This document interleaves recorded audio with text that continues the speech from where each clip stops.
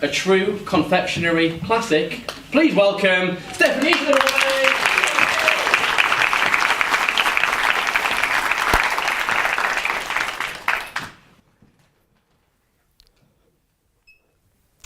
A true confectionery classic. Since 1918, loved by kids and adults alike. Can you pat your hand up if you like jelly babies? Me too. I love them. And this evening, I'm going to talk about my addiction to those sugary little tots and how it's actually helped me to challenge myself and develop another far healthier habit. Another opportunity to put your hands up. How many of you watched the London Marathon or saw it just a couple of weeks ago on TV? Yeah, a few of you. I watch it every year without fail. And since I was little, I dreamt that one day I'd run a marathon. But how many times have you put something off, procrastinated, or been too afraid to take on a new challenge? That was me. Afraid of failure. Always making excuses, putting it off, saying maybe next year.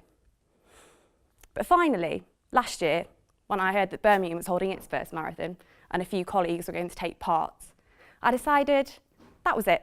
No more excuses. You can't possibly put it off any longer. So the next day, I signed up. I started running around 3 to 4 times a week. I really enjoyed the discipline of my training and was certainly feeling fitter than I ever had before. But I'm not going to lie, at times it was really tough to stay motivated and keep going out running week after week, can rain, sleet or shine. The long runs were definitely the hardest part of my training.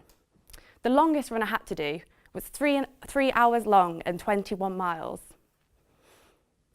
An added challenge to those long runs is that after about an hour and a half of running, the glycogen energy supplies in your muscles start to run out. If that happens, you're in trouble. Your legs start to feel like lead and jelly at the same time. It's like a sudden wave of self-doubt, negativity and fatigue. It just feels like the rest of your run is running uphill through treacle. It's terrible. That's what it's like to feel yourself hit the dreaded wall. The only way to avoid it is to eat enough sugary sweets while you're running. You might have guessed it, but my sugary fuel of choice were jelly babies. And on my longest run, I was eating nearly a full packet of those fruity preschoolers. It finally got to the big day, the marathon. I'd made it through the hours of training and I got to that start line. I had butterflies in my tummy and my heart was racing. But I knew it was just me, my sugary companions, and the next 26.2 miles of tarmac. I really enjoyed the first few miles of the race.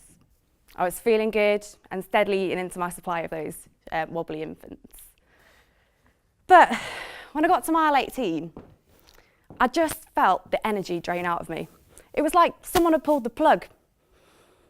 I'd hit the wall, and I was scared that I might not make it to the finish. I had no choice but to run through it. I kept going, and the sugar kicked in. The crowds were cheering me on, and I was starting to feel better. I was able to tell myself, come on, you can keep going. The finish line's in sight. When I crossed that finish line, I felt incredible. Like I could do absolutely anything. Grinning from ear to ear for the rest of the day. A week or so later, when the aches had finally started to fade, I realised that whilst I do now unfortunately have a raging addiction to jelly babies, I've took on the challenge, I succeeded, and I developed a far healthier new passion for running. I can't wait for my next marathon. So, whilst I recognise that running, and marathon running in particular, might not be for everyone, the next time that you're putting something off, or perhaps too afraid to take on a new challenge, or to follow your dreams, I challenge you to go for it. Grab it by the horns. You never know where it might take you, what successes it might bring, and what new passions you might find. So, try to turn your can'ts into cans, and your dreams into plans. Thank you. Thank you, everybody. Thank you. Okay. Thank you.